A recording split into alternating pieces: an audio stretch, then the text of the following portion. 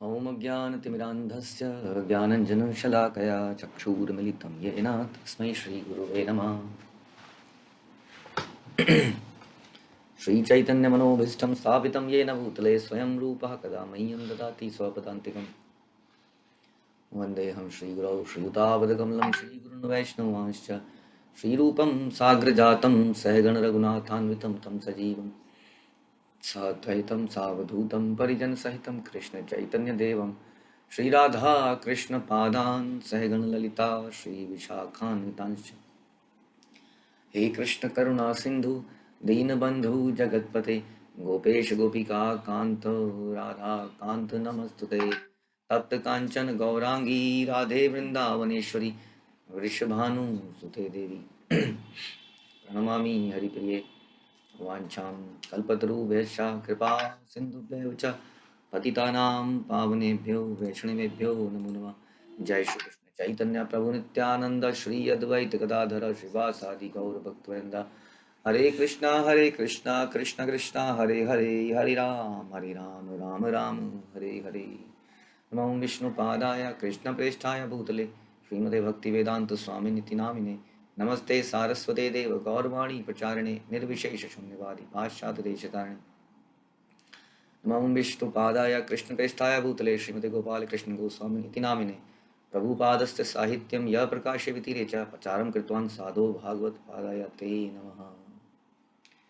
श्रील प्रभुपाद की जय, श्रील गोपाल कृष्ण गोस्वामी महाराज की जय। तो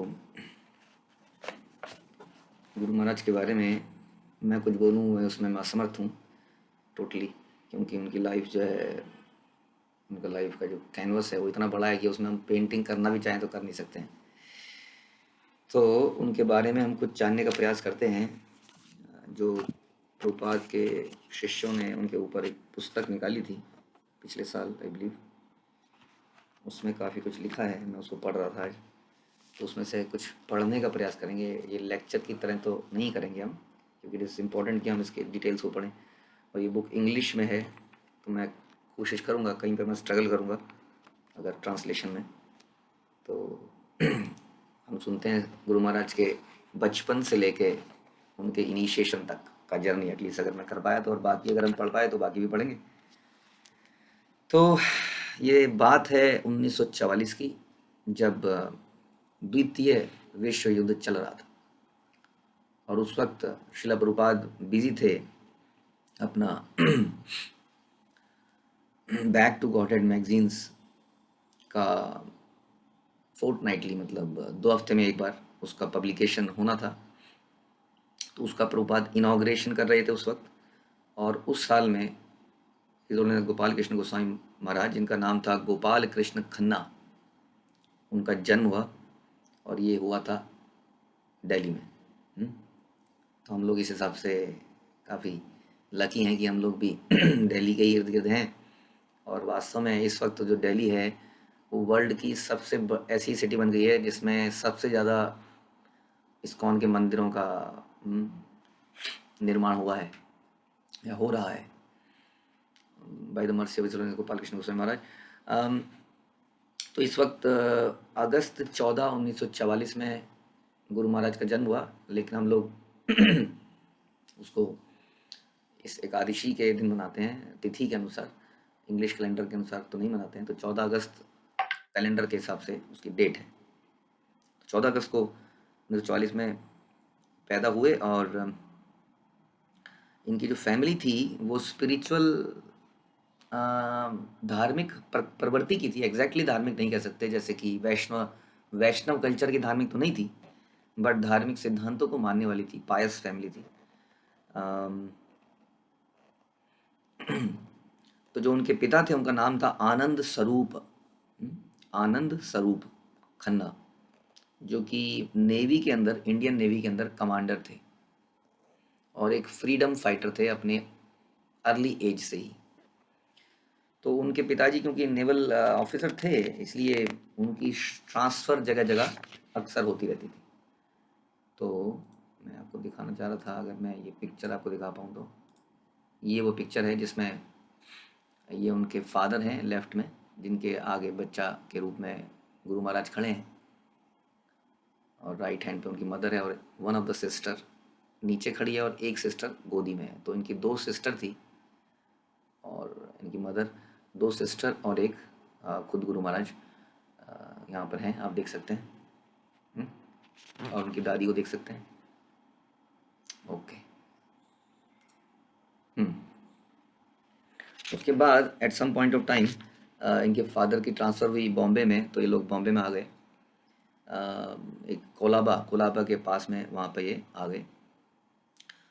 अब हम बात करते हैं गोपाल कृष्ण गोस्वामी महाराज की। जब वो थोड़े यंग हुए, स्कूल जाने के लिए तैयार हुए बॉम्बे के अंदर, तो उस वक्त पहले वो हिल ग्रैंग हाई स्कूल में पढ़े, एक private school, boys and girls के लिए कॉमन स्कूल, जो कि गवर्नमेंट द्वारा एडेड था। और यहाँ पर उन्हें याद है कि उनको कोई स्पिरिचुअल ट्रेनिंग तो नहीं मिलती थी, लेकिन जिस तरह के क्रिश्चियन स्कूल्स में जनरली प्रेयर्स करी जाती हैं, तो यहाँ पर भी वो प्रेयर, आज भी गुरु महाराज को याद है कि वो स्कूल में क्या प्रेयर करते थे। तो उस वहाँ का कल्चर था, तो प्रेयर था कि हो मेरे भगवान, हम आपसे प्रेम करते हैं, और इस संसार की हर वस्तु से, क्योंकि वो आपसे रिलेटेड है, उससे प्रेम करते हैं, अपने हृदय से, अपनी आत्मा से। ऐसी prayer, oh my God I love you above all things, संसार में हर चीज़ से अधिक प्यार मुझे आपसे है, by whole heart and soul. तो ये प्रेयर उनको आज भी याद है कि बचपन में उस स्कूल में वो खड़ा करते थे, हाई स्कूल, हिल ग्रैंग हाई स्कूल।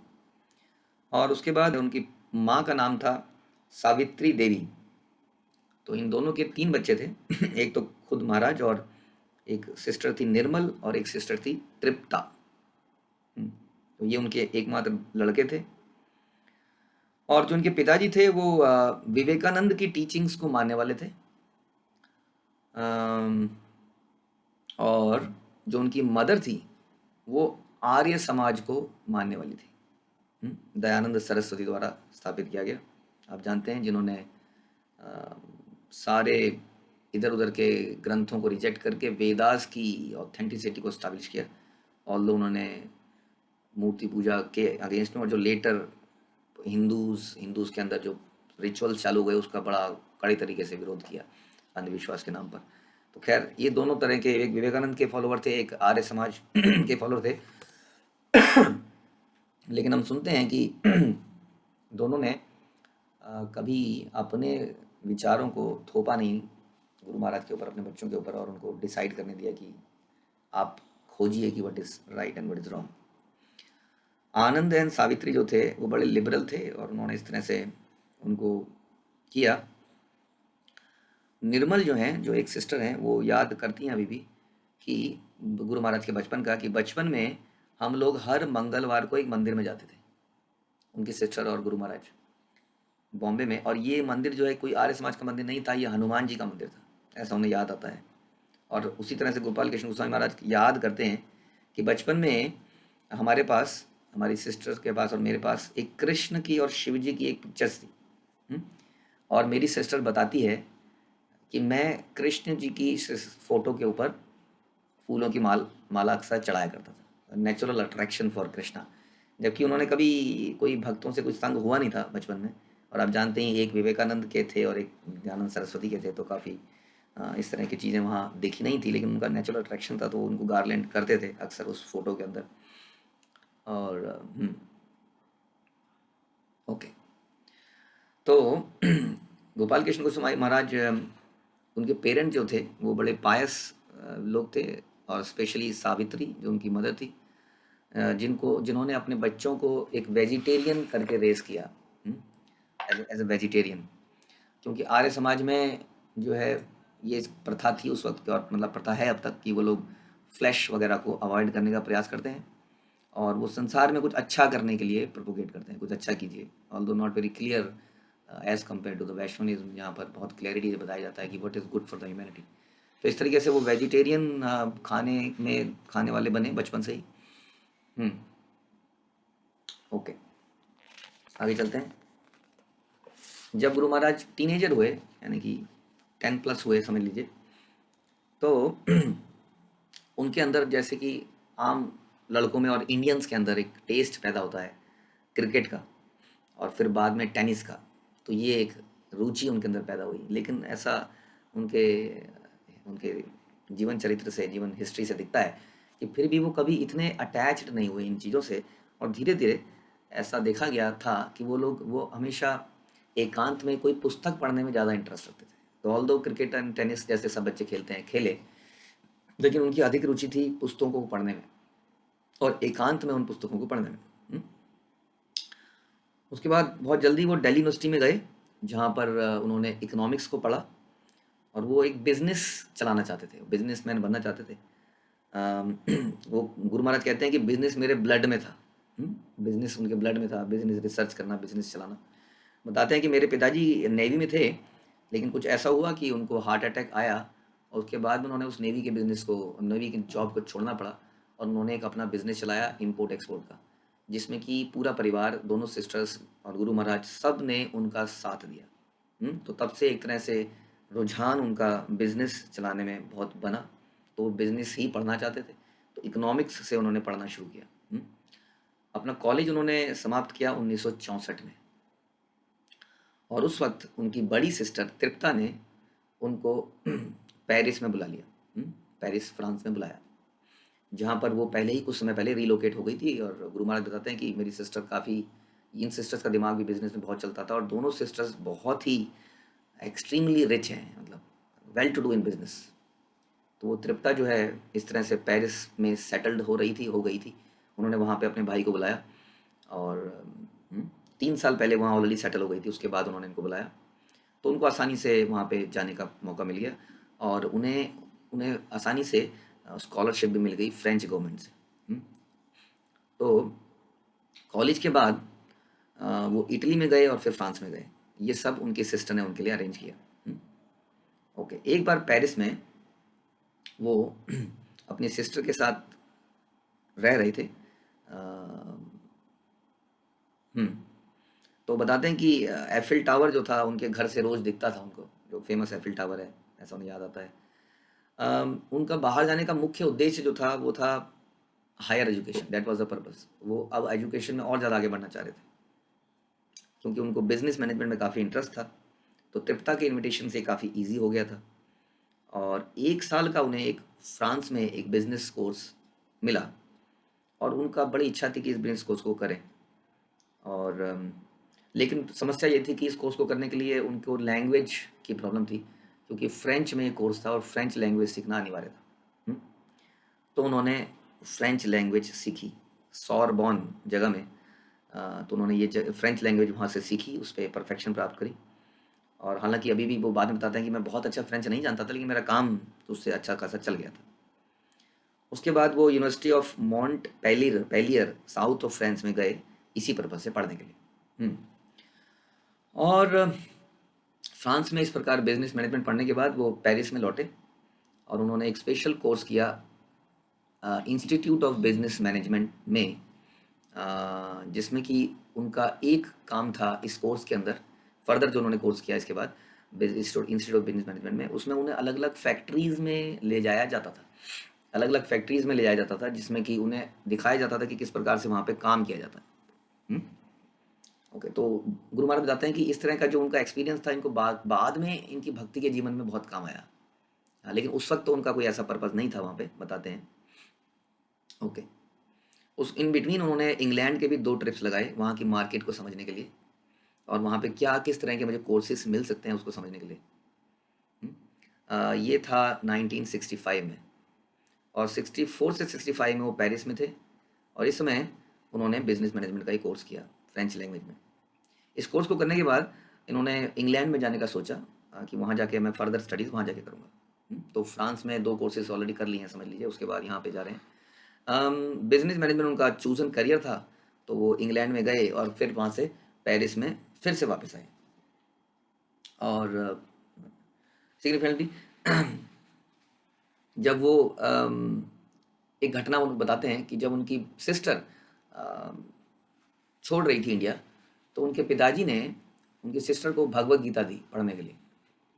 वो बहुत ज़्यादा इंक्लाइंड नहीं थी तृप्ता इन चीज़ों में, तो उनको कभी उसको याद नहीं आता कि उन्होंने पढ़ी, बट वो भगवत गीता दी और बाद में जिसको गुरु महाराज पढ़ते थे। गीता प्रेस की वो किताब थी। उस वक्त तो प्रभुपाद की गीता नहीं थी वहाँ पर। हम्म। ओके। तो गुरु महाराज ने उस किताब को पढ़ना शुरू किया, उसके पन्नों को पढ़ना शुरू किया। हम्म। और उनको नहीं जानते थे कि ये उनके जीवन में इतना बड़ा परिवर्तन लेके आ जाएगी। अपना कोर्स ख़त्म करने के बाद पेरिस में, उसके बाद कोर्स करने के बाद वो ओपेरा हाउस जाने लगे। हम्म, बहुत बड़ा फेमस ओपेरा हाउस था पेरिस में, और उसके पास में ही इंडियन एयर इंडिया का ऑफिस भी था। और कई सारे इंडियन जो है वहाँ जाते थे और वहाँ पे जाके इंडियन न्यूज़पेपर पढ़ते थे जो मिलते नहीं थे उस वक्त इंडिया के बारे में जानने के लिए। हम्म, एक एक दिन उन्होंने देखा कैनेडियन हाई कमीशन में, कैनेडियन साइन साइन बोर्ड देखा कैनेडियन हाई कमीशन का, और उनको लगा कि ये मुझे कनाडा जाने में हेल्प कर सकते हैं। हम्म, उनको लगता था कि America is a good place to go to work, और अमेरिका जाने से पहले Canada is the first place. Canada में एंट्री थोड़ी इजी है, वहाँ का वीज़ा मिलना थोड़ा इजी है। तो इस तरह से वहाँ पे उन्होंने थोड़ा सोचा कि कनाडा जाने में मेरी हेल्प हो सकती है, और उन्होंने सोचा कि अब मेरा नेक्स्ट स्टेप होना चाहिए अमेरिका में पढ़ने का। नहीं, मतलब उन्होंने सोचा कि क्या मेरा नेक्स्ट स्टेप पढ़ना होना चाहिए या अमेरिका में काम करना होना चाहिए, ये सब वो सोच रहे थे। तो कनाडा में उन्होंने सोचा कि कनाडा में मुझे परमानेंट रेजिडेंशियल स्टेटस मिल जाएगा तो मेरा रहना आसान हो सकता है। ये सोच के उन्होंने कनाडा जाने का डिसाइड किया। तो उन्होंने इमिग्रेशन फॉर्म भरा, और इमिग्रेशन उनको ऐसा बताते हैं कि क्योंकि उनको फ्रेंच लैंग्वेज आती थी तो उसका उन्हें बड़ा लाभ मिला, तो उन्हें बड़ी आसानी से वहाँ का वीज़ा मिल गया। कनाडियन गवर्नमेंट भी इसी तरह के लोगों को ढूंढ रही थी जिस तरह का इनका एजुकेशन बैकग्राउंड था, और फ्रेंच और आती थी। तो बता रहे हैं कि जिस जगह में उन्हें जाना था वहाँ पर फ्रेंच ही लैंग्वेज थी कनाडा के अंदर, तो उन्हें आसानी से ये काम हो गया। 5 हफ्तों के अंदर ही उनके पास वीज़ा की अप्रूव्ड वीज़ा की डिटेल आ गई। ओके। तब उन लोगों ने उनसे महाराज से पूछा कि क्या आपके पास पेरिस से कनाडा आने के लिए फ़्लाइट की टिकट के पैसे हैं? तो गुरु महाराज ने बोला कि नहीं, वो तो नहीं है। तो उन्होंने कहा अच्छा, हम आपको लोन दे देते हैं। तो यहाँ पे बताते हैं जो राइटर हैं कि इतनी डिमांड थी गुरु महाराज जैसे इंटेलेक्चुअल लोगों की, तो उन्होंने तुरंत उनको लोन दिया और उनको बुला लिया अपने पास कनाडा में। ओके। उसके बाद में वो पेरिस से मॉन्ट्रियल चले गए 1966 की सर्दियों में। हम्म, और बीच बीच में वो पेरिस भी गए 1964 से फरवरी 1966 तक। अम, हम्म, तो मेरी सिस्टर ने वहाँ पर कनाडा में किसी व्यक्ति को जान पहचान के मित्र को वहाँ पे रख दिया, जिन्होंने मुझे एयरपोर्ट से पिक किया, और फिर मैं मॉन्ट्रियल में रहा, जिसकी जगह है डॉर्चेस्टर एवेन्यू में। तब मैं 23 साल का था, 23 वर्ष के थे। अभी कनाडा में आ गए हैं और ऑलरेडी काफ़ी कुछ पढ़ चुके हैं। Canada and Krishna, this is the place, very important place. Okay. ऐसा बताया गया कि लगभग एक सेंचुरी पहले, सेंचुरी से भी कम पहले, भक्ति विनोद ठाकुर, ऑल्दो वो अभी इंडिया से बाहर नहीं गए, लेकिन वो हमेशा चैतन्य महाप्रभु के इन वचनों पे दृढ़ संकल्पित थे कि पृथ्वी एते आते नगर यत नगर आदि ग्राम सर्वत्र प्रचार होई बमुर नाम। मेरा प्रचार जो है पृथ्वी के हर गांव में, नगर में, गलियों में होगा। तो इसी इच्छा को, इसी होनी को पूरा करने के लिए भक्ति विनोद ठाकुर ने चैतन्य महाप्रभु की टीचिंग्स के ऊपर एक पुस्तक लिखकर कनाडा में भेजी थी। हम्म, तो गुरु महाराज यहाँ पे लिखते हैं कि कोई नहीं जानता था कि मैं कनाडा कैसे पहुँच गया, और ये वही जगह थी जहाँ पे भक्ति विनोद ठाकुर ने उस पुस्तक को भेजा था। और प्रभुपाद बाद में ये पुस्तक इनको उसी यूनिवर्सिटी में मिलेगी गुरु महाराज को जिस यूनिवर्सिटी में वो पढ़ने गए।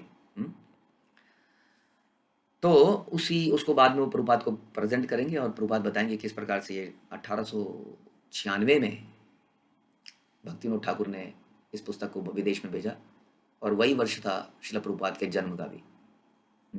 तो इस प्रकार से भक्ति विनोद ठाकुर ने भी भविष्यवाणी की थी कि एक सेनापति भक्त आने वाला है जो सारे संसार में इसका प्रचार करेगा, और वो सेनापति भक्त थे शिला प्रभुपाद, और उनके सेनानी थे गुरु महाराज जो उसी जगह में पहुंच गए जिस जगह में ये पुस्तक पहुंची थी। ओके। उस वक्त तक मॉन्ट्रियल कनाडा, इस्कॉन का कोई टेम्पल नहीं था।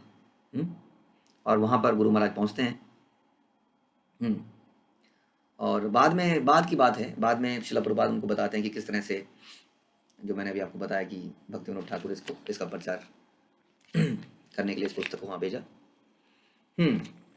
ओके, तो ओके आगे चलते हैं। गोपाल कृष्ण गुरु महाराज 1966 के सर्दियों में उनको अपनी पहली जॉब मिली मॉन्ट्रियल में। जो कैनेडियन इमिग्रेशन ऑफिसर था, बड़े उन्होंने उनकी बड़ी हेल्प करी, स्पेशली अगेन उनकी लैंग्वेज की वजह से, क्योंकि उन्हें फ्रेंच आती थी, और उन्हें इस तरह की एक पहली जॉब मॉन्ट्रियल में मिली, जो कि थी ऑपरेशन रिसर्च कॉरपोरेशन के अंदर, और जॉब थी मार्केट रिसर्च के ऊपर।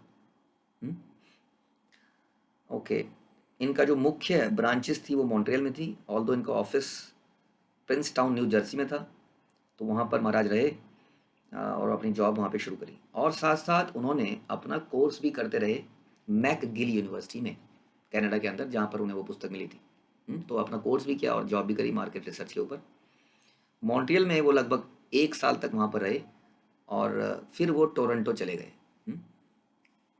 1 साल जब वो मॉन्ट्रियल में रहे, तब उन्होंने रेगुलरली भगवद गीता को पढ़ा, उस भगवद गीता को पढ़ा रेगुलरली, और वहाँ से उनकी जो खोज थी भगवान के लिए वो चालू हुई। उसके बाद वो टोरंटो में रहे, जहाँ पर बाद में इस्कॉन का एक मंदिर खुला 2 साल बाद। तो उसकी घटना तो अभी नहीं बता रहे हैं, लेकिन उसी जगह में टोरंटो में मंदिर भी खुला बाद में।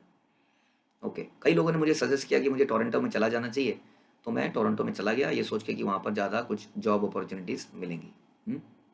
जब वो टोरंटो में पहुँचे, तो वो धीरे धीरे इंडिया से और कुछ किसी किसी चीज़ से कुछ अम, विरह महसूस कर रहे थे। ही वॉज फीलिंग होम सिक, और थोड़ा सा इंडियन रूट्स की उन्हें याद आ रही थी। ऐसा लगता है कि this was the impact of Bhagavad Gita, जिसको पढ़ रहे थे, और कुछ खोजना उनके हृदय में चालू हो गया था। ओके, तो वो अक्सर हम इसी तलाश में रहते थे कि कोई इंडियन कॉमेरेडरी या कोई ग्रुप ऑफ पीपल और अ टेम्पल उन्हें मिल जाए। कोई हिंदू टेम्पल हो टोरंटो में, लेकिन इस्कॉन तो तब तक बना नहीं था। और बहुत जल्दी उन्हें एक गुरुद्वारा मिला, जो कि सिख लोगों का मीटिंग प्लेस था, जो कि एग्जैक्टली हिंदू तो नहीं था, ना ही उसका कोई आर्य समाज से कनेक्शन था, जिसमें ये हमेशा से बचपन से आए, लेकिन फिर भी ये वहाँ जाने लगे, और रेगुलर जाने लगे संडेज को, जहाँ पे सिख्स आते थे और हिंदू पंजाबी भी आते थे। ये वो जगह है जहाँ पे उन्होंने भगवान के बारे में सर्च करना शुरू किया, बताते हैं। वो उस वक्त एक किराए के घर में रहते थे, और उनके साथ 2 इंडियन और एक पाकिस्तानी रहते थे। और तो ये बताते हैं, ये गुरुद्वारा ऐसा था जैसे भगवान ने ही स्वयं भेजा हो वहाँ पर उनको, मतलब it was a first step towards that, ultimately जो उन्होंने किया अपनी ज़िंदगी में। वो बड़े यंग थे और अपना करियर को भी स्थापित करने का प्रयास कर रहे थे, और साथ ही साथ वो स्पिरिचुअल जर्नी में भी चल पड़े थे। तो बता रहे हैं कि संडे को गुरुद्वारे में कई लोग आते थे, संडे टू संडे, और अपना बिजनेस कार्ड या बिजनेस मेंटेलिटी से भी आते थे। बहुत सारे लोग अपने बिजनेस कार्ड्स एक्सचेंज करते थे, लेकिन मेरा पर्पस तो कुछ और ही था। मैं वहाँ सिर्फ वर्शिप के लिए जाता था, गुरु महाराज कहते हैं। और उसके बाद थोड़े ही समय पर उन्होंने एक और सैक्रेड गैदरिंग हॉल मिला डुंडस स्ट्रीट में, कनाडा में, जो कि टोरंटो के आउटस्कर्ट्स पे था। एक और स्पिरिचुअल गैदरिंग लोगों की, जैसे हमारा कॉन्ग्रीगेशन होता है इस तरह का, ऑल्दो नॉट इस्कॉन। तो एक इंडियन जेंटलमैन था, कोई इंडियन व्यक्ति था, जो वहाँ पर भगवत गीता के ऊपर प्रवचन देता था। तो गुरु महाराज वहाँ जाने लगे और उन प्रवचनों को रेगुलरली सुनने लगे। और कितनी हैरानी की बात है कि सवेरे गुरुद्वारे जाते थे और शाम को इस लेक्चर को सुनने जाते थे, और एट द सेम टाइम वो नौकरी भी कर रहे थे और अपना कोर्स भी कर रहे थे मैकगिल यूनिवर्सिटी से। तो यानी कि इतना प्रेशर में रहकर भी उनकी जो भूख थी वो बहुत तेज़ी से बढ़ चुकी थी, कि पूरा संडे उनका इसी चीज़ में जाता था। पूरा संडे सवेरे गुरुद्वारा, शाम को ये भगवद गीता की क्लासेस, जो कि इस्कॉन की नहीं थी। फिर 1 सितंबर 1967 में, लेबर डे के वीकेंड में, उन्होंने 5 घंटे की ट्रेन ली मॉन्ट्रियल जाने के लिए। और मॉन्ट्रियल में एक बहुत बड़ा इंटरनेशनल एक्सपो होने वाला था, जहाँ पर 100 से भी अधिक सरकारों के लोग आने वाले थे, गवर्नमेंट्स आने वाली थी, और बहुत बड़ा फेस्टिवल था, एक्सपो था, business expo, kind of business expo, जहाँ बहुत से लोग आएंगे, मिलेंगे एक दूसरे से और बिजनेस के बारे में बात करेंगे। तो उसको देखने के लिए, वहाँ अटेंड करने के लिए गुरु महाराज गए। ओके, जब वो वहाँ पर पहुँचे वीकेंड में, तो जैसे ही उनकी हैबिट हो चुकी थी कि वीकेंड उनका केवल स्पिरिचुअल क्वेस्ट में ही जाता था। पूरा दिन, जैसे हमने बताया कि कैसे वो टोरंटो में पूरा दिन उनका स्पिरिचुअल जाता था संडे। अब वो यहाँ पर आ गए थे मॉन्ट्रियल में। जब मॉन्ट्रियल में वो वीकेंड में पहुँचे तो उनके अंदर वही इच्छा हुई कि अब मैं वीकेंड तो मैं वैसे बिताता हूँ। तो उन्होंने ढूँढ मचानी शुरू करी कि मैं कहाँ ऐसी जगह यहाँ पर मॉन्ट्रियल में ढूँढूँ। जनरली कोई आदमी नए शहर में जाता है तो थोड़े दिन के लिए जाता है तो उसको घूमने का प्रयास करता है कि 1-2 दिन में अच्छी-अच्छी जगहें, कोई बेस्ट प्लेसेस यहाँ के घूम लें, ढूँढ लें। लेकिन वो एक नए शहर में आकर फिर से कोई मंदिर, गुरुद्वारा, कोई स्पिरिचुअल डिस्कशंस को ढूँढने लगे। और तब उनके एक फ्रेंड ने उनको बताया, हाँ, जो कि एक ऐतिहासिक घटना है हमारे लिए। तो उन्होंने क्या बताया कि हाँ, हाँ, हाँ, हाँ, हाँ, यहाँ पर एक हिंदू टेम्पल है। वैसा पूछा तो उसने क्या बताया? उसने बताया यस, यहाँ पर कुछ अमेरिकन हिप्पीज़ ने एक टेम्पल शुरू किया है, पार्क एवेन्यू में, मॉन्ट्रियल में। तो आप समझ गए होंगे, दिस वाज 3720 पार्क एवेन्यू। और ये प्रभुपाद का वहाँ का लोकल एक तरह से टेम्पल जो कि उस वक्त तक खुल चुका था। दिस वाज इन 1967 सितंबर। तो ये मंदिर वहाँ पे खुल चुका था, जो भी कह लीजिए सेंटर। तो उन्होंने कहा जहाँ अमेरिकन हिप्पीज़ वहाँ पे जाते हैं तो तुम वहाँ जा सकते हो अगर तुम्हें ऐसी जगह जाना है तो। तो प्रभुपाद ने वहाँ पे एक टेम्पल एस्टेब्लिश किया था थोड़ी ही समय पहले। ओके। और प्रभुपाद वहाँ पे कुछ समय बाद आने भी वाले थे। ये घटना तो खैर में बाद में बताएंगे आपको। तो गुरु महाराज ने उसका डिसाइड किया कि ठीक है कि मैं यहाँ जाऊँगा, ज़रूर जाऊँगा। तो उस वीकेंड में वे जो एक्सपो था उसके वीकेंड में वो उस जगह पे गए। ओके। तो वहाँ पर बाद में प्रभुपाद बहुत बड़े बड़े लोगों से मिले, वो बाद में बताएंगे। तो वहाँ पर उन्होंने क्या किया, जब वो वहाँ पर पहुँचे तो गुरु महाराज ने प्रसादम पाया, पहली बार आई थिंक, और लेक्चर अटेंड किया, और उसके बाद में कीर्तन अटेंड किया। तो गुरु महाराज बड़ा इंटरेस्टिंग स्टोरी बताते हैं कि मेरा कीर्तन में कोई टेस्ट नहीं था उस वक्त। लेक्चर तो सुन लिया था, प्रसाद भी पा लिया था, लेकिन कीर्तन में बहुत ज़्यादा टेस्ट नहीं था। और कीर्तन आप जानते हैं कितनी देर चला? कीर्तन 2 से 3 घंटे तक चला। और इतने हम्बल व्यक्ति हैं, उसमें मन तो नहीं था लेकिन उठे नहीं 3 घंटे तक, जस्ट इसलिए कि ये उठना बीच में उचित नहीं है, ये एक इंसल्ट मानी जाएगी। अमेजिंग, मतलब कैसे कोई ऐसा व्यक्ति ऐसा हो सकता है। हम तो कभी भी उठ जाते हैं। हाँ, सामने हमारे अगर गुरु भी कीर्तन कर रहे हैं हम तो वहाँ से उठ जाते हैं, बहुत दर्द हो रही है चलो थोड़ा घूम के आते हैं, बहुत देर हो गई बात नहीं करी किसी से, थोड़ा बात करके आते हैं। लेक्चर में भी हम घूम लेते हैं, और अब तो बहुत अच्छी फैसिलिटी है जूम को बंद करने की, वीडियो ऑफ करने की। लेकिन गुरु महाराज 3 घंटे तक उस कीर्तन में बैठे रहे, उसमें उनको आनंद नहीं आ रहा था, लेकिन जस्ट बिकॉज वो कहते हैं, मुझे बिल्कुल याद है कि मैं कर्टसी, आउट ऑफ कर्टसी वहाँ बैठा रहा 3 घंटे और उठा नहीं बिल्कुल भी। कि बीच में उठना ठीक नहीं है, यह अवज्ञा और इंसल्ट मानी जाएगी। तो इस प्रकार से फिर बाहर जाते हुए जब कीर्तन समाप्त हुआ तो बाहर जाते हुए वहाँ पर एक बुक, एक रजिस्टर पड़ा था जिसमें विजिटर्स अपना name and address and detail लिखते थे। गुरु महाराज ने वहाँ पे अपना नाम, एड्रेस वगैरह लिख दिया। और गुरु महाराज बताते हैं कि जब मैं वहाँ से वापस आया तो मेरे पास रेगुलरली मॉन्ट्रियल टेम्पल से कोई कार्ड आने लगे, हाँ, गिविंग द डिटेल कि अब ये प्रोग्राम है, इस संडे को ये प्रोग्राम है, आप जरूर आइए। और डोनेशन मांगने के लिए भी रिक्वेस्ट आने लगी, हाँ, डोनेशन मांगने के लिए और अलग अलग इवेंट्स का इन्फॉर्मेशन देने के लिए आने लगी। फिर सबसे बड़ी घटना गुरु महाराज के जीवन में जो हुई थी वो घटी। इट वॉज इन मई 1968। तो सितंबर में 1967 में ये मॉन्ट्रियल गए थे टोरंटो से। सो गुरु महाराज अभी भी टोरंटो में रहते हैं, लेकिन मॉन्ट्रियल कुछ समय के लिए गए थे, वहाँ इस टेम्पल में गए और वहाँ से उनको लेटर टोरंटो में आते रहे। ओके, अब बात करते हैं मई 68 की, जब कुछ डिवोटीज़ ने उनको एक फिर से कार्ड, एक लेटर भेजा जिसमें उन्होंने लिखा कि उनके गुरु स्वामी जी, तो गुरु महाराज कहते हैं कि उस वक्त तक प्रभुपाद को स्वामी जी बोला जाता था। तो स्वामी जी आ रहे हैं मॉन्ट्रियल में, जून 1 को। और उन्होंने उनको बोला कि गुरु महाराज क्योंकि आप आइए और उनके दर्शन कीजिए। गुरु महाराज कहते हैं कि मेरा जो जॉब थी तब तक चली गई थी, टोरंटो में जो जॉब करे तो जॉब चली गई थी, और वो बड़े प्रसन्न थे ये लेटर पाकर, और वो वापस आना चाहते थे। मतलब उस जगह में भक्तों से मिलना चाहते थे, उस जगह में फिर से आना चाहते थे। तो जब उन्हें लेटर मिला तो उन्हें बड़ी प्रसन्नता हुई, जॉब तो चली गई थी, किसी कारण से लिख रहे हैं, तो मॉन्ट्रियल में ही आ गए। और प्रभुपाद, गुरु महाराज बता रहे हैं कि मैं जून के बिगनिंग में ही आ गया, तो प्रभुपाद के पहुंचने से पहले ही आ गया। और तो प्रभुपाद का लिखा था 1 तारीख को, लेकिन वो आए नहीं थे 1 तारीख को। तो सैटरडे को प्रभुपाद वहाँ सैटरडे को प्रभुपाद ने आना था, और सॉरी ऑन जून 3 को प्रभुपाद ने फाइनली आना था।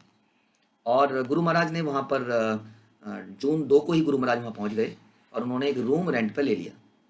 बता रहे हैं कि उस वक्त जो रेंट था वो लगभग 10 से $20 पर वीक का उनको कमरा मिला। और टेंपल में फिर गुरु महाराज टेंपल में पहुँचे, मॉन्ट्रियल टेंपल में संडे को, और संडे फीस्ट वहाँ पे हो रहा था। और ये उनकी सेकंड विजिट थी, आपको पहली विजिट याद होगी, ये सेकंड विजिट थी वहाँ पर। और वहाँ पर उन्होंने प्रोग्राम अटेंड किया। और प्रोग्राम के बाद गुरु महाराज बताते हैं कि मैं कभी किसी सन्यासी से नहीं मिला था आज तक, पर्सनली बात नहीं करी थी कभी सन्यासी से। इंडिया में मैंने बहुत देखे थे, लेकिन कभी ऐसे किसी से बातचीत नहीं करी थी। मेरे को बड़ी रिस्पेक्ट थी सन्यासी के लिए। अम, तो संडे फीस के बाद जब गुरु महाराज ने पूछा अपने आप से, जो अभी आपने वीडियो में सुना, कि कोई ऐसी सर्विस है जो मैं कर सकता हूँ, इज देयर एनी सर्विस।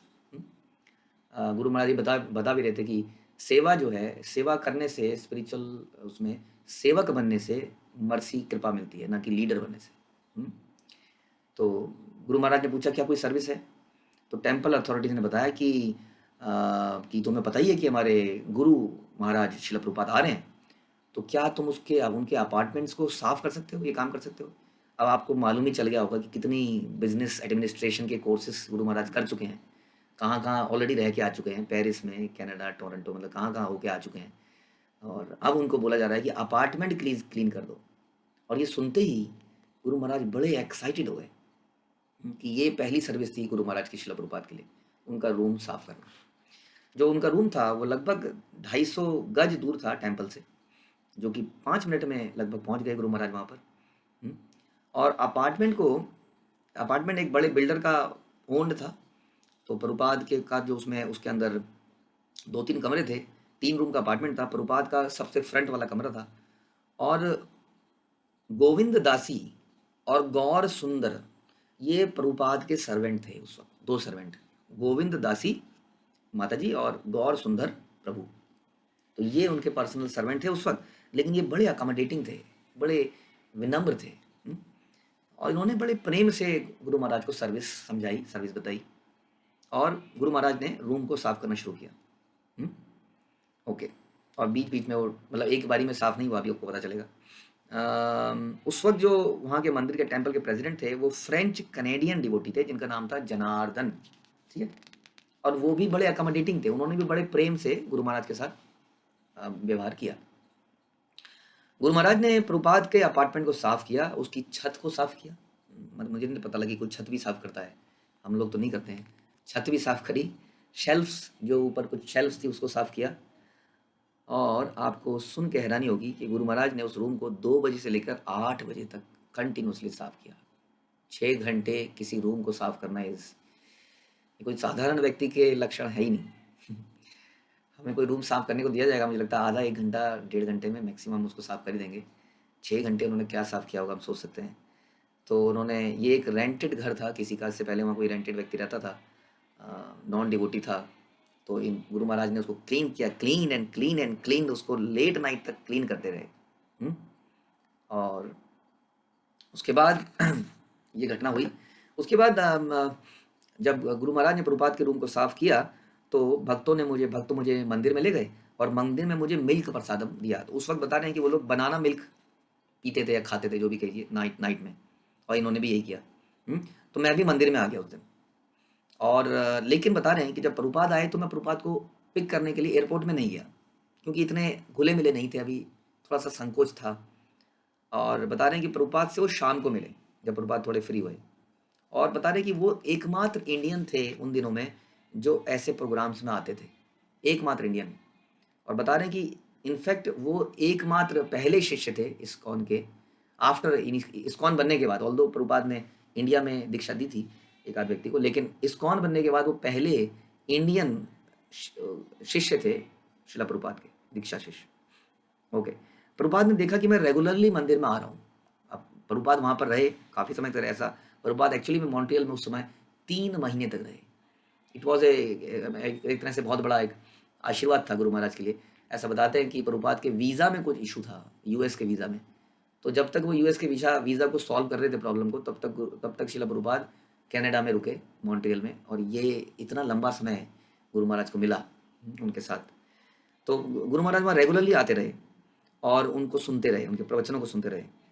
और उन दिनों प्रभुपाद प्रवचन देते थे सोमवार को, बुधवार को, शुक्रवार को और इतवार को। और मंगलवार को और वीरवार को और शनिवार को वो लोगों से पर्सनली मिलते थे, नए लोगों से, पुराने लोगों से मिलते थे। और बता रहे हैं कि मुझे बड़ी आसानी से प्रभुपाद से मेरी मीटिंग हो जाती थी, bye the mercy of Govind दासी एंड गौर सुंदर। जो दो सर्वेंट थे वो बड़े प्रभुपाद गुरु महाराज की सेवाओं से इतने प्रसन्न थे, मीनियल सेवाओं से, कि वो प्रभुपाद से उनको अपने आप ही मिलाए थे। और बड़े आसानी से मैं प्रभुपाद से मिलने लगा और प्रभुपाद मेरे से बड़ी आसानी से बातें करने लगे। और बता रहे हैं कि प्रभुपाद मेरे से प्रचार के विस्तार के विषय में बात करने लगे कि इंडिया में हमें कैसे विस्तार करना चाहिए, कैसे इंडियन कल्चर को हमें बचाना चाहिए। शुरुआती मीटिंगों में ये डिस्कशन होने लगे। जून 1968 में गुरु महाराज शिला प्रभुपाद के साथ एक हाई स्कूल में गए। और वहाँ पर एक बंगाली आदमी था जिसका नाम था मिस्टर मुखर्जी, जो कि भक्त था। मतलब इस्कॉन का फॉलोअर एग्जैक्टली नहीं था, लेकिन फेवरेबल आदमी था और भक्त था। हाँ, भगवान का भक्त रहा। और वहाँ पर गुरु महाराज और ये सब गए। और वो गुरु महाराज को बोलता है कि मैंने बहुत सारे साधु देखे लेकिन ऐसा साधु नहीं देखा। मिस्टर मुखर्जी ने कहा, मैंने बहुत साधु देखे लेकिन ऐसा साधु कोई नहीं देखा आज तक, ये कुछ अलग है। उसके बाद हाई स्कूल में गुरु प्रभुपाद ने लेक्चर देना शुरू किया। लेक्चर के हाँ, लेक्चर के बाद प्रभुपाद ने प्रश्न उत्तर के लिए लोगों को बोला कि आपके कुछ प्रश्न हैं, कुछ टिप्पणी है, जैसा प्रभुपाद करते ही थे लोगों से कनेक्ट करने के लिए। तो ये व्यक्ति को पता नहीं क्या हुआ अचानक से, जो व्यक्ति अभी तक इतनी तारीफ करता था, अचानक से ये खड़ा हुआ, इसने प्रभुपाद को इंसल्ट करना शुरू कर दिया। उसने कहा, तुम ये जो अपनी फिलॉसफी है ये यहाँ पे क्यों बता रहे हो, क्यों बता रहे हो यहाँ पर? ये क्रिश्चियन कम्युनिटी में तुम्हारा क्या काम? हमें तुम्हारा कृष्णा भावनामृत यहाँ पे नहीं चाहिए। तो मे बी उसके कुछ सेंटिमेंट हर्ट हुए, आई डोंट नो क्या हुआ, लेकिन उसने बहुत गंदे तरीके से प्रभुपाद से बात करी क्लास के बाद सबके सामने। और गुरु महाराज ने देखा कि प्रभुपाद के ऊपर जरा सी शिकन भी नहीं आई और प्रभुपाद बड़े विनम्र रहे उस व्यक्ति के लिए। और ये देख के गुरु महाराज एकदम हिल गए और बड़े इंप्रेस हुए शिला प्रभुपाद से, उनके इस चरित्र को देखकर कि एक व्यक्ति ने इतना गंदे तरीके से बात की, but he was very calm and cool after the lecture. तो गोपाल गुरु महाराज ने इस इवेंट को हमेशा ध्यान रखा। ओके 2 महीने बाद अगस्त में जब वो मॉन्ट्रियल छोड़ रहे थे और अमेरिका जा रहे थे, तो प्रभुपाद ने मुझे बुलाया और मेरी पीठ थपथपाई और बोला कि गोपाल, जाके मिस्टर मुखर्जी को बुला के ले आओ। और गुरु महाराज एकदम स्टंड थे, कह रहे थे मुखर्जी को बुला के लाओ, किस लिए? उसने आपकी इंसल्ट करी थी। हाँ प्रभुपाद, क्यों बुला के लाना है उसको? तो प्रभुपाद बोलते हैं कि जरूर मैंने उसके साथ कुछ गलत किया होगा पिछले जन्मों में या कभी, तभी उसका रिएक्शन उसने मुझे दिया, आप प्लीज़ उसको बुला के लाइए। और इस तरह से प्रभुपाद ने उनको बुलाया और मॉन्ट्रियल छोड़ने से पहले, क्योंकि वो जानते थे कि अब पता नहीं दोबारा कभी आएंगे नहीं, यार नेवर नो, तो उस व्यक्ति से क्षमा मांगी और उसके साथ अच्छा व्यवहार किया। तो ये सब देखकर मतलब गुरु महाराज बहुत ही अचंभित रह गए थे, ऐसा उन्होंने कभी नहीं देखा था। ओके गुरु महाराज गोपाल कृष्ण गोस्वामी महाराज एकमात्र ऐसे भक्त थे जो बहुत अच्छी जॉब भी कर रहे थे और भक्ति भी अच्छे से कर रहे थे। अक्सर वहाँ पे जो लोग थे, जैसे हमने सुना हिप्पीज एंड ऑल, वो या तो बिल्कुल किसी जॉब और पैसे नहीं रखते थे या किसी अच्छे अमीर फैमिली से भी थे तो घर छोड़ के भागे हुए थे और इस प्रकार से वहाँ रहते थे। तो गुरु महाराज ने तब पेप्सी कोला में काम करना शुरू, तो मॉन्ट्रियल में गुरु महाराज की जॉब लग गई थी पेप्सी कोला में, मार्केट रिसर्च में। तो बहुत अच्छी जॉब थी और प्रभुपाद इस बात से बड़े प्रसन्न थे कि गुरु महाराज इस प्रकार से जॉब भी कर रहे हैं। और क्योंकि मंदिर चलाना बड़ी समस्या थी उस वक्त इतना धन नहीं था इस्कॉन के पास, मंदिर चलाना एक बहुत बड़ी समस्या थी। तो प्रभुपाद बड़े प्रसन्न थे।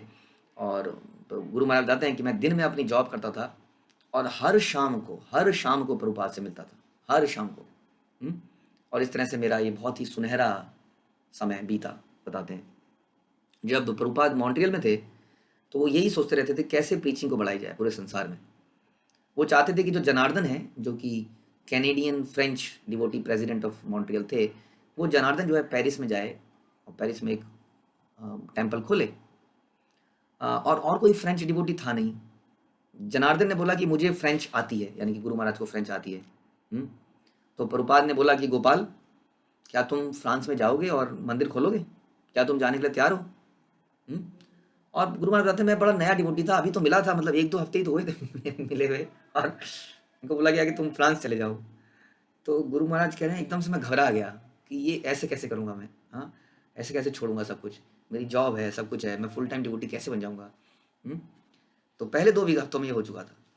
बट बता रहे हैं कि शिला प्रभुपाद बड़े कृपालु थे, तो वो समझ गए कि अब ये रेडी नहीं है और उन्होंने उसके लिए फोर्स नहीं किया, बड़े अकोमोडेटिंग थे। तो इस तरह की घटना उनको याद है। उसके बाद 1968 में जय पताका स्वामी वहाँ पर थे और हंस दूता भी थे। हाँ, आप जानते ही हैं इन महान भक्तों को जो आज भी हमें गाइड कर रहे हैं, और वो टेम्पल प्रेसिडेंट बने। हुँ? और हंसदूता अपनी वाइफ हिमावती के साथ वहाँ पर आए। और उन दिनों में मेरा शेड्यूल ऐसा था कि मैं पहले काम पे जाता था और अपना कोर्स भी करता था, पढ़ाई भी कर रहे थे मैकगिल यूनिवर्सिटी में, और प्रभुपाद को देखने भी जाता था रोज़, जैसे हमने बताया, मिलने जाता था उनसे। और अक्सर मैं जितना कमाता था, सोचिए अमेजिंग थिंग, एक व्यक्ति पढ़ रहा है, जॉब कर रहा है, शाम को मिलने आ रहा है, और जितना धन कमा रहा है पढ़ाई से जो भी बच भी रहा होगा, वो सारा धन वो दे देते थे टेम्पल की मेंटेनेंस में। उस मॉन्ट्रियल टेम्पल की मेंटेनेंस के लिए अपना सारा धन देने लगे, सच अ यंग एज। वो देखते थे कि टेम्पल को चलाना बड़ा मुश्किल है, बड़ी दिक्कतें हो रही हैं भक्तों को, काफ़ी दिक्कतें आ रही हैं, तो वो सारा धन देते थे। और उनको ये भी याद है कि उस वक्त जय पताका स्वामी भी A&P स्टोर में काम करते थे। तो ये मतलब अमेजिंग लोग थे ये लोग, कि सन्यासी थे और किस तरह काम करते थे इस्कॉन को चलाने के लिए। ओके, एक बार एक रिच मैन ने जय पताका, एक घटना याद आती है गुरु महाराज को, कि जय पताका महाराज एक कॉफ़ी शॉप में काम करते थे, कॉफ़ी हाउस में, और एक रिच मैन वहाँ पे आया और वो बोलता है कि मेरे पास बहुत बड़ी मेरे पास बहुत बड़ी गाड़ी है, बहुत बड़ा घर है, बच्चे हैं, पत्नी है, और मैं फिर भी न जाने क्यों हमेशा दुखी रहता हूँ। लेकिन मैं जब इस शॉप में आता हूँ, न जाने क्यों तुम्हें हमेशा खुश देखता हूँ, जबकि तुम एक कॉफ़ी शॉप में काम कर रहे हो। तो ये क्या कारण है इसका? और तब जय पताका महाराज उसको सीक्रेट बताते हैं कि कृष्ण भावनामृत इसका कारण है। तो ये घटना गुरु महाराज को आज भी याद है। ओके, तो जय पताका महाराज के साथ गुरु महाराज मॉन्ट्रियल में रहे, काफ़ी समय तक रहे। बट उसके बाद जय पताका महाराज को टोरंटो भेज दिया गया टेम्पल खोलने के लिए। आप ध्यान रखिए, टेम्पल खोलने का मतलब ये नहीं है कि किसी ने ज़मीन खरीद रखी है, बैंक में पैसा रख रखा है, जाइए वहाँ पे कंस्ट्रक्शन को रिव्यू कीजिए। टेम्पल खोलने का मतलब है जाइए, भक्त बनाइए, पैसा इकट्ठा कीजिए, ज़मीन खरीदिए, टेम्पल बनाइए। इसका मतलब ये है। तो जय पताका स्वामी को टोरंटो भेज दिया गया टेम्पल खोलने के लिए। तो तब तक उस काफ़ी समय तक रहे, उसके बाद वो चले गए। वो टेम्पल प्रेसिडेंट रहे वहाँ पर, बट गुरु महाराज तब भी मॉन्ट्रियल में ही थे। और मैंने तब एक जिम्मेदारी ली बैक टू गॉडेट की फ्रेंच एडिशंस का, bye the mercy of Shila Prabhupada and order of शिला प्रभुपाद। इन्होंने, इनको ये सेवा मिली कि आपको बैक टू गॉडेट को फ्रेंच में ट्रांसलेट करके पब्लिश करना है। प्रभुपाद की बड़ी तीव्र इच्छा थी ऐसा करने की। तो गुरु महाराज बताते हैं कि हमने एक जेस्टेंटनर मशीन खरीदी प्रिंटिंग पर्पज़ के लिए, जो कि आज के डेट में, तब जीरोक्स कंपनी नहीं थी, और ये अर्ली प्रिंटिंग अपरेटस है। उस वक्त ऐसे प्रिंटिंग प्रेस नहीं होती थी आज आजकल की फोटो कॉपियर मशीन के हिसाब से समझ लो। तो वो इन्होंने खरीदी इस बैक टू गॉडेट के लिए, उसको पब्लिश करने के लिए।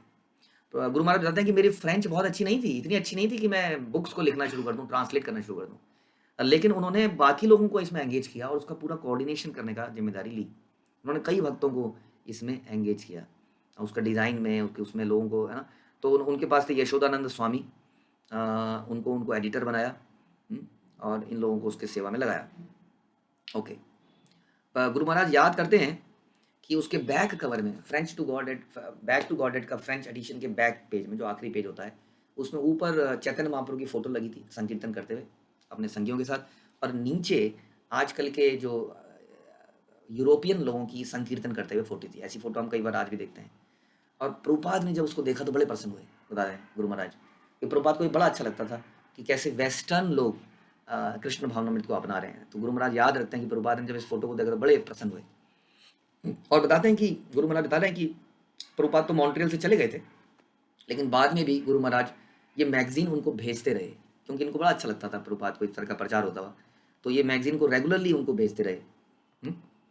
और गुरु महाराज बताते हैं कि मैं अक्सर बुक डिस्ट्रीब्यूशन करने के लिए जाया करता था वीकेंड्स में। यानी कि टोटली इन्वॉल्व हो गए थे, आप सोच लीजिए, आप totally he was involve now into it. Books को पब्लिश भी कर रहे थे, डोनेशन भी दे रहे थे, जा भी रहे थे रेगुलरली, वीकेंड में बुक्स को डिस्ट्रीब्यूट भी कर रहे थे।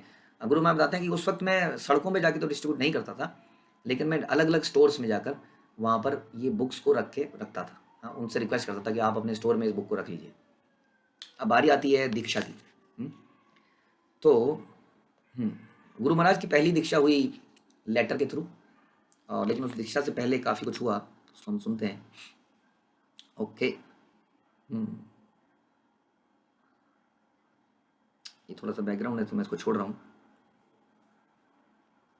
ओके, यहाँ से शुरू करते हैं।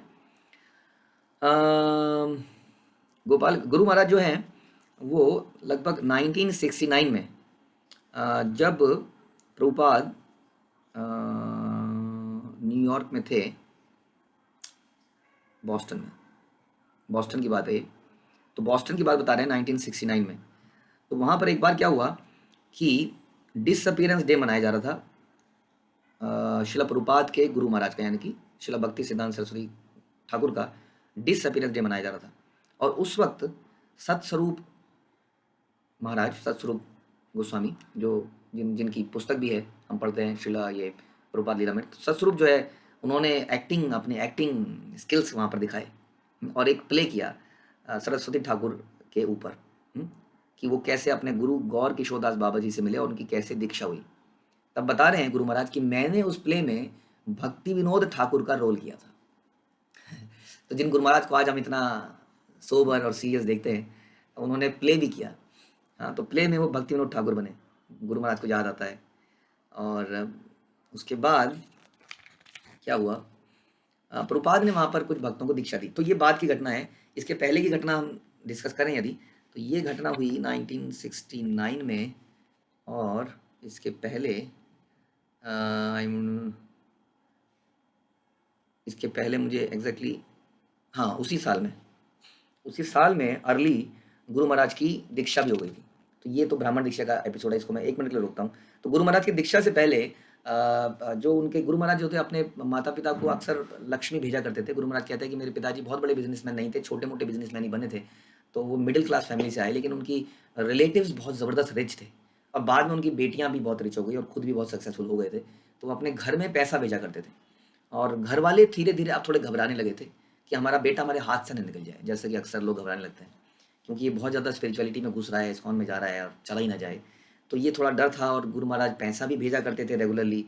तो शिला प्रभुपाद इस बारे में उनको बोलते हैं गुरु महाराज को कि तुम्हारे जो हैं सोचेंगे, तुम्हारे माता पिता सोचेंगे कि अगर हमारा बेटा दीक्षा ले लेगा तो सब कुछ छोड़ के चला जाएगा और उनका पैसा आना रुक जाएगा। हाँ, लेकिन उसके बाद भी प्रभुपाद ने 1969 में, अर्ली 1969 में गुरु महाराज को एक लेटर लिखा और बोला कि आप अपने पेरेंट्स को समझाइए कि ऐसा कुछ नहीं है, कोई पैसा वैसा नहीं जाएगा, हम उनका ध्यान रखेंगे और उनका पूरा केयर करी जाएगी। और मैं चाहता हूँ कि तुम्हारी दीक्षा हो जानी चाहिए, लेकिन मैं साथ में ये भी चाहता हूँ कि आप अपने पेरेंट्स का ओपिनियन ले लो। ऐसा ना लगे कि वो बहुत ही उल्टा समझे कि मैंने आपके पेरेंट्स मतलब छीन लिया है, मतलब इस काइंड, ऐसा ना लगे। तो आप अपने पेरेंट्स को थोड़ा समझाओ, उन्हें परसुएट करो। और गुरु महाराज के रेगुलर डिस्कशन से अपने पेरेंट्स के, गुरु महाराज ने रेगुलरली उनको समझाया कि कैसे कृष्ण भावनामृत बहुत ही आवश्यक वस्तु है, कैसे उनको कन्विंस किया। वो सोचिए एक ही मात्र पुत्र थे उनके, दो बेटियां थी, तो उनको कन्विंस किया और थोड़े समय बाद वो वास्तव में कन्विंस हो गए इस बात के लिए, और तब गुरु महाराज ने लेटर के थ्रू उनको दीक्षा दी। ओके, अभी इस बारे में और चर्चा करते हैं। गुरु महाराज जब शिला प्रभुपाद ने उनको लेटर लिखा, तो उनको लेटर में लिखा कि आप अपने फादर मदर की केयर कीजिए, उनको धन भी दीजिए, धन दे सकते हैं, और साथ में ये भी ध्यान रखिए कि जैसे रूप गोस्वामी ने किया कि रूप गोस्वामी ने अपने धन का 50% कृष्ण भावनामृत के कार्यों में लगाया, 25% इमरजेंसी के लिए सेव रखा और 25% अपने रिलेटिव्स के लिए सेव रखा। तो आप भी इस तरह से कर सकते हैं। गुरु महाराज ने कहा, शिला प्रभुपाद ने गुरु महाराज को कहा कि आप भी इस तरीके से division of your earning and धन कर सकते हैं। और इस प्रकार से उन्होंने बोला। ओके, उसके बाद में मतलब इसी दौरान प्रभुपाद ने उनको दीक्षा दी और उनको बोला कि आपके नाम बदलने की आवश्यकता नहीं है, आपका नाम गोपाल कृष्ण है, मैं उसके आगे केवल दास लगा रहा हूँ। और साथ में कोरियर के थ्रू, नाम तो ऐसे आ गया लेटर में, कोरियर के थ्रू प्रभुपाद की हाथ के से जपा करा हुआ माला कोरियर में आ गई, और इस प्रकार से उस वक्त दीक्षा होती थी क्योंकि प्रभुपाद हमेशा ट्रैवलिंग कर रहे होते थे और इस तरह से उनके साथ साथ ट्रैवल करना मुश्किल हो जाता था। तो प्रभुपाद ने इस तरह लेटर के थ्रू दीक्षा दी और साथ में उनका जपा हुआ माला भेजी। और तो ये घटना पहले हो चुकी है। अब ये घटना के बाद फिर से वापस आते हैं बोस्टन के उस इवेंट में जब भक्ति सिद्धांत सरस्वती का डिसअपीयरेंस डे मनाया जा रहा है, और वहाँ पर सतस्वरूप गोस्वामी जो है प्ले कर रहे हैं। हाँ, और गुरु महाराज बने हैं भक्ति विनोद ठाकुर। और उस वक्त उस प्ले के बाद प्रभुपाद ने उनको देखा, हाँ, और जानते तो थे ही अच्छे से मॉन्ट्रियल के समय से। तो प्रभुपाद ने उनको बुलाया कि तुम ब्राह्मण इनिशिएशन क्यों नहीं ले लेते थे। तो प्रभुपाद उस वक्त वहाँ पर दीक्षा दे रहे थे। आप जानते हैं दीक्षा में यज्ञ भी होता है ना। तो ब्राह्मण इनिशिएशन में यज्ञ होना होता है। तो शिला प्रभुपाद ने कहा कि तुम यहाँ पर ब्राह्मण इनिशिएशन ले लो, और वहाँ पर प्रभुपाद ने उनको ब्राह्मण इनिशिएशन दिया। और इस प्रकार से वो हरे कृष्णा मूवमेंट में एक ब्राह्मण इनिशिएटेड डिवोटी बने। तो एक ही साल में 1969 में ये हो गया, और उसी साल में उनका अर्लियर मई 1969 में उनकी दीक्षा हुई, और लगभग दिसंबर 1969 में उनकी ब्राह्मण दीक्षा इस प्रकार हुई। ओके। उस वक्त गुरु महाराज बता रहे हैं कि ऐसा लोग थे नहीं, ऐसा कोई आदमी जनरली होते नहीं थे जिनका नाम परिवर्तित ना हो। तो कह रहे मैं ही एक व्यक्ति था जिसका नाम नहीं बदला था, जिसका गोपाल कृष्ण दास लग गया था केवल। ओके। और कह रहे हैं तब तक मैं हैवी कमिटमेंट देने में बड़ा, तब भी मेरे को डर लगता था मिशन के लिए। तो मुझे थोड़ा सा अभी भी हिचक थी, जबकि वो सब कुछ तो दे ही रहे थे, समय दे रहे थे, धन दे रहे थे, सब कुछ तो दे ही रहे थे। फिर भी लिखते हैं कि मैं टोटली सरेंडर होने का, पता नहीं टोटली सरेंडर कैसा होता है व्यक्ति, ये तो गुरु महाराज जी जान सकते हैं, है ना, कि किसको टोटल अटेंशन टोटल डिवोशन कहते हैं। तो ऐसा लिखते हैं कि तब भी मेरे अंदर थोड़ी हिचक थी कुछ चीज़ों को लेके, बट प्रभुपाद इतने एल्योरिंग थे, इतने कन्विंसिंग थे कि मैं जैसे वो बोलते गए मैं वैसा करता गया। हाँ, मैं ऑलरेडी एक फुल टाइम डिवोटी की तरह काम कर रहा था ऑलरेडी, और मेरी पहली और सेकंड इनिशिएशन हो गई थी, और इवेंचुअली मैं न्यूयॉर्क में चला गया 1971 में। और मैं एक कैनेडियन सिटीज़न था, और कैनेडियन लोग न्यूयॉर्क में आराम से रह सकते थे। तो मैं बहुत ही जल्द कनाडा टेम्पल में हेनरी स्ट्रीट मंदिर में मैंने अपने आप को पाया। तो इस प्रकार से गुरु महाराज न्यूयॉर्क में हेनरी स्ट्रीट टेम्पल में रहने लगे। तो ये है जर्नी बचपन से लेके उनकी दीक्षा तक की और न्यूयॉर्क में जाने की।